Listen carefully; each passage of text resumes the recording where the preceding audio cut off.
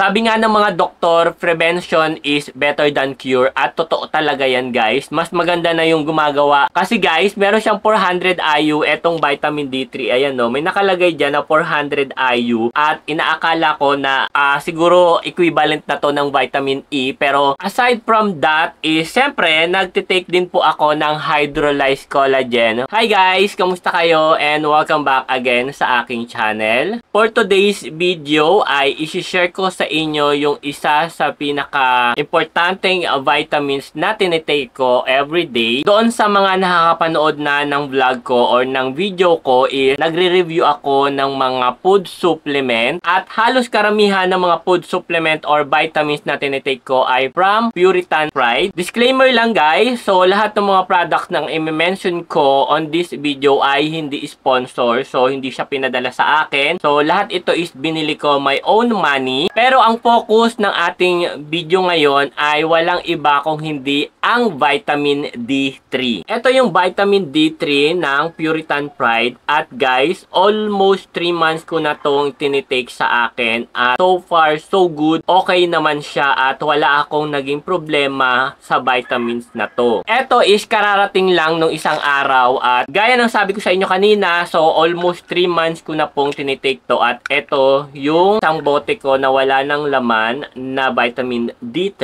Isishare ko rin sa inyo kung ano ba yung kagandahan dito sa vitamin D3 at bakit natin siya kailangang i-take everyday. Bago tayo magpatuloy sa ating video for today, ayan, kung hindi ka pa nakasubscribe, mag-subscribe sa aking YouTube channel at i-click na rin yung katabing bell notification para updated ka sa mga bagong video na aking ina-upload. Ang number 1 na hindi mawawala sa akin na vitamins ay ang vitamin D3. Tagal na akong umiinom ng vitamin D3, almost 3 months na po at nung isang araw ko lang nalaman kung ano ba yung mga benefits, ano ba yung effect ng vitamin D3 kung continuous mo siyang iniinom or iniinom. Akala ko dati yung vitamin D3 is para lang siya sa balat, para pampaglow at kasi vitamin D3 is yan yung vitamins na nakukuha natin sa araw. At dahil hindi naman tayo madalas papainit o nagbibilad sa araw dahil indoor yung aking trabaho at kung lalabas man ako ng bahay para maglakad-lakad or mag-jogging minsan, sa hapon ako or sa hapon ko siya ginagawa. And then nag-research ako sa Google at ipa-flash ko na rin dyan sa inyong screen. Yung vitamin D3 daw po ay isa sa pinaka-healthy na vitamins na tumutulong para sa healthy bones and healthy teeth. Para na rin siya sa pagde-develop ng calcium natin. Ako, to be honest, ang alam ko lang talaga is dati para sa buto or para sa ngipin is uminom lang ng gatas everyday kasi calcium talaga yung kailangan natin. Pero nung nalaman ko siya na yung vitamin D3 pala ay tumutulong siya para ma-absorb ng ating calcium, yung vitamin D3 at hindi agad rumupok or humina yung ating mga buto, especially lalong-lalo na po yung ating mga ngipin. At isa sa tinatrabaho ng vitamin D3 is pampaglow na rin siya ng skin kasi akala ko dati katumbas lang to ng Myra 400 IU. Kasi guys, meron siyang 400 IU etong vitamin D3. Ayan no, may nakalagay dyan na 400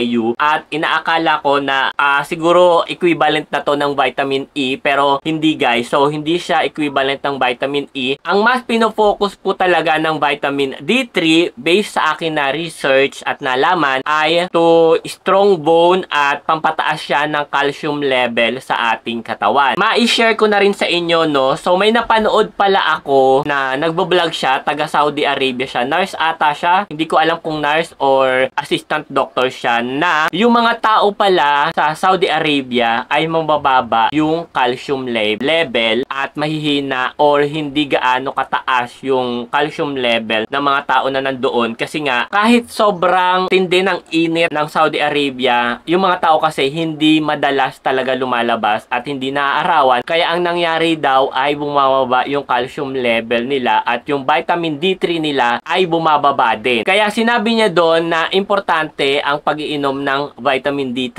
Kaya bigla akong napagawa ng video at bigla ako naparesearch sa Google Google kung totoo ba yun. At syempre, hindi naman po tayo nabigo dahil totoo lahat yung sinabi nung tao na yon. Kung mahahanap ko pa siya, i-share ko siya dito sa ating YouTube channel. Pero based sa aking experience at sa aking na-research ay importante etong vitamin D3 sa pang-araw-araw nating pamumuhay. To be honest, nung naubos na to guys, nag-order kagad ako nung nalaman ko yon. At ang tinitake ko pala nito, nagtitake ako neto 2 tablet every day. So, yun naman yung recommended niya rito sa likod. Ayan, may nakalagay or may naka-indicate naman here. Ang nakalagay dito is for adult, take 1 tablet 1 to 2 times daily pagkatapos nyong kumain. Iniinom ko to kasabay ng vitamin C ng Puritan Pride. Ito naman siya guys, yung aking vitamin C ng Puritan Pride. Sobrang mura neto at sobrang ganda ng vitamin C na to.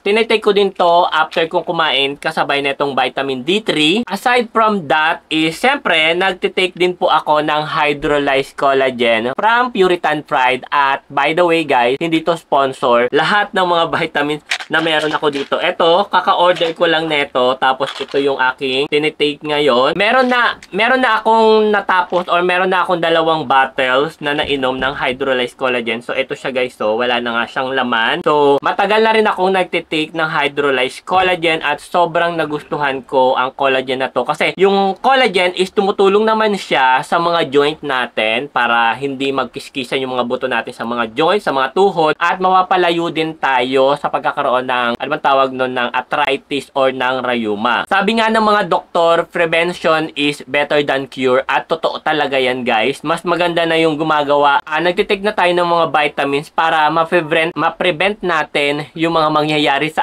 atin in the near future. At kasi alam nyo naman na habang tumatanda tayo sumihina yung ating katawan, bumababa yung ating collagen, yung ating potassium, yung lahat ng pwedeng bumaba sa ating katawan, bumababa talaga pagdating or pag dumating na tayo sa pagtanda. Kaya I highly suggest na mag-take kayo ng vitamin D3. Ngayon, kung medyo may doubt kayo or medyo, alam nyo yun, medyo parang natatakot kayong mag-take ng vitamin D3, mas better or mas advisable ko na magpa-consult kayo sa doktor para at least mabigyan nila kayo ng advice kung ano at paano yung dapat na pag-take ng vitamin D3. Kasi sa totoo lang guys, ayokong sumakit yung mga kasukasuan ko, ayokong sumakit yung mga buto ko kasi mahilig talaga ako maglakad, lalo-lalo na pag nagta-travel ako sa ibang bansa. Wow talaga, akala mo naman talaga every month nasa ibang bansa, ano? Kidding aside guys, so mahilig talaga ako maglakad-lakad guys, lalo-lalo na nag-Taiwan ako. Puro more on walk yung ginawa ko. Walkathon, malala talaga yung ginawa ko nung ako ay nag-Thailand. At isa sa pinagpapasalamat ko na hindi ako nakakaramdam ng mga joint pain, hindi ako nakakaramdam ng panghihina ng mga tuhod. Siguro yun na rin yung effective or yun na rin yung